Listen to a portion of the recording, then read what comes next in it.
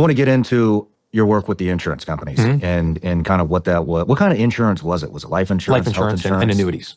You wouldn't believe the number of financial services instruments that are actually based on mortality. People don't realize how many tens of billions of dollars a year of financial services products are sold and put in force based on when people are going to die.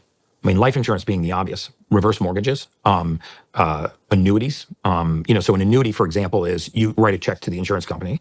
They guarantee you an income stream for life. Well, what do you think they use to guarantee how long they're going to pay you? Your mortality. When a life insurance company puts 10 million or 25 million or 50 million or $1 million worth of risk on your life, only one thing matters. How many more months do you have left on earth? So insurance companies don't care where you are on an actuarial curve, right? Everybody listening to this podcast is on one. If you're a 34-year-old male, you have a life expectancy of X. If you're a 51-year-old female, you have a life expectancy of Y.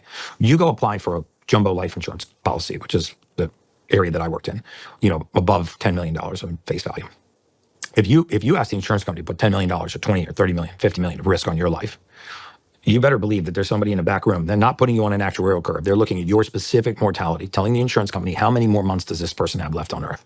And I get a lot of flack for this because people say, well, if you could predict, we were talking about this earlier, if you could predict mortality to the month, you would have won a Nobel Prize or you'd be Jesus, but I promise you I'm not Jesus and I never won a Nobel Prize. But it is some of the most accurate science in the world.